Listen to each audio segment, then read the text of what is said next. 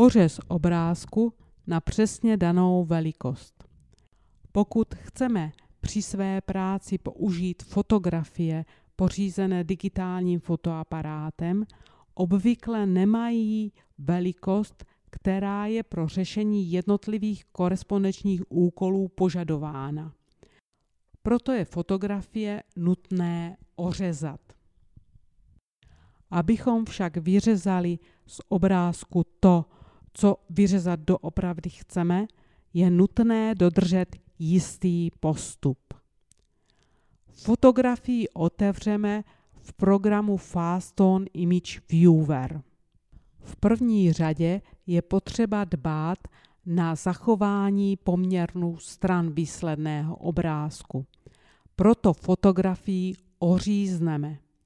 Zvolíme nástroj Oříznout a nastavíme zvolený poměr stran. V našem případě 16:9. Na obrázku označíme oblast, kterou chceme vyřezat. Oblast si neustále zachovává nastavený poměr stran 16:9. Pokud jsme s výběrem spokojeni, výběr potvrdíme. Nyní je potřeba nastavit přesné rozměry daného obrázku. Zvolíme volbu Změna velikosti, Převzorkovat. Nastavíme šířku nebo výšku na požadované hodnoty. Zaškrtneme Zachovávat poměr stran.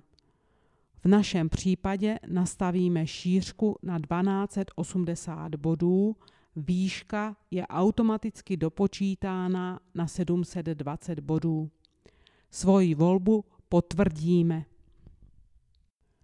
Po zmáčknutí klávesy Escape můžeme obrázek uložit ve zvoleném formátu. Pro zopakování provedeme operaci ještě jednou.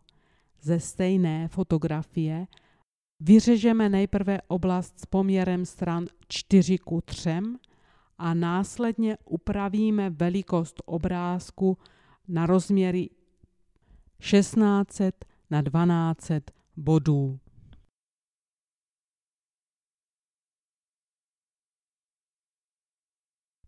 Na závěr obrázek opět uložíme.